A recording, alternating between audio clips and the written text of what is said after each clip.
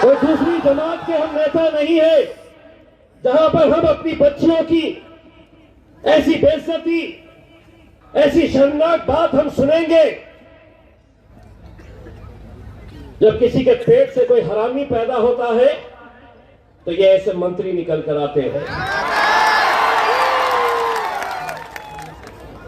जिन्हें लग रहा है कि हमारी हुकूमत है, हम किसी भी मुस्लिम बच्ची का नकाब खींच सकते हैं, कहीं पर भी कुछ भी हाथ डाल सकते हैं। शुक्र मान तू उत्तर प्रदेश के अंदर है, हमारे हत्थे चढ़ा होता चाचा हम किसी को नहीं छोड़ते हैं, इनके बाप को नहीं छोड़े हमने, तो ये क्या चीज है।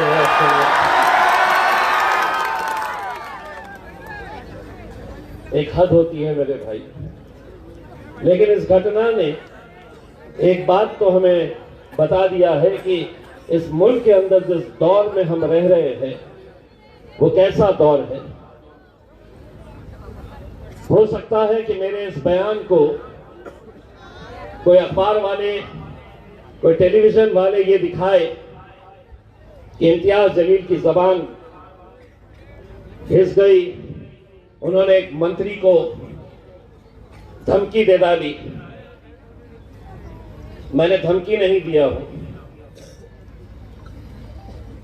अगर तेरी हुकूमत है हिंदुस्तान के अंदर और तू अपनी मां की कोख से जन्मा है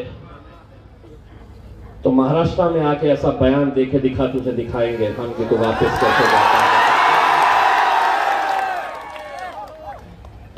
सियासत अपनी जगह मेरे भाई, लेकिन अगर हम आज ऐसी घटनाओं का अगर हम विरोध नहीं करें तो ये समझ लो ना तो तुम्हारे लिए कोई कांग्रेस का नेता खड़े रहने वाला है, ना उद्धव ठाकरे खड़े रहने वाला है, ना एकनाथ शिंदे, ना अजीत पवार, ना शरद पवार।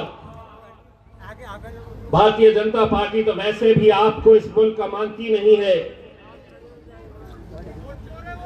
अगर कोई इनका विरोध अगर कोई कर सकता है, कोई इनकी आंख में आंखें डालकर जिस लहजे में इनको जवाब देना है, अगर वो लहजे में जवाब देने की ताकत अगर आज अल्हम्दुलिल्लाह किसी पार्टी के अंदर है, किसी नेता के अंदर है, तो वो मेरे कायद बैरिस्टर असदुद्दीन अवैसी और मजलिस इत्तेहाद-उल-मुस्लिमीन के अंदर है।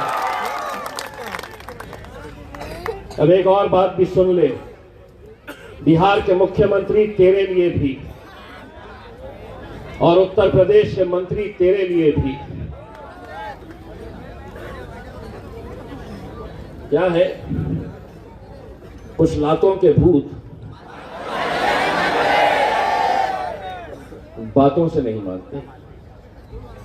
जिस भाषा में उनको समझ में आती है उसी भाषा में उन्हें जवाब देना पड़ता है।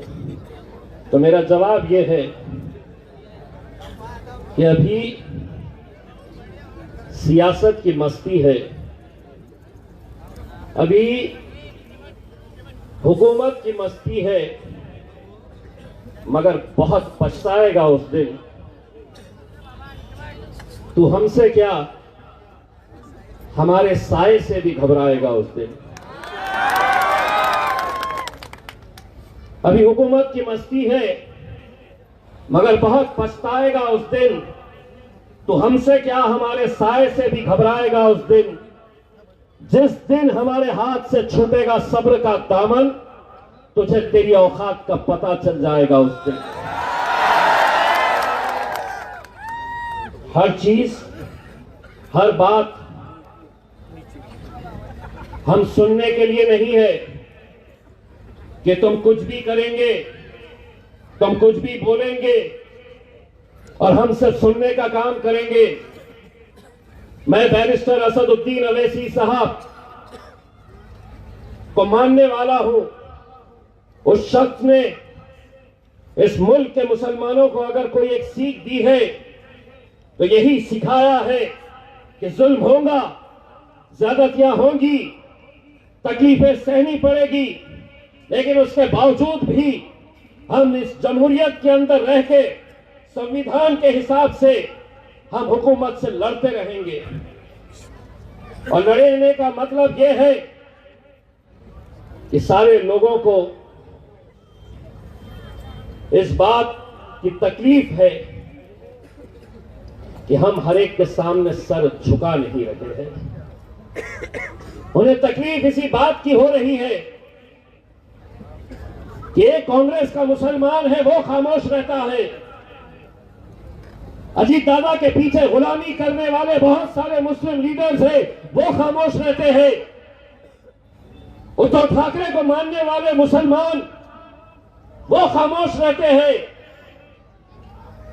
लेकिन ये कैसा बोलते हैं, ये क्यों बोलते हैं? इसलिए बोलते हैं कि हमने इतने सालों तक तुमको सुना है, तुम बोलते थे और हम सुनते थे, लेकिन अब मेरे कायद बैरिस्टर असदुद्दीन अवैसी साहब ने हमको ये सिखाया है, अब हम बोलेंगे और तुम्हारे बाप को भी सुनना पड़ेगा।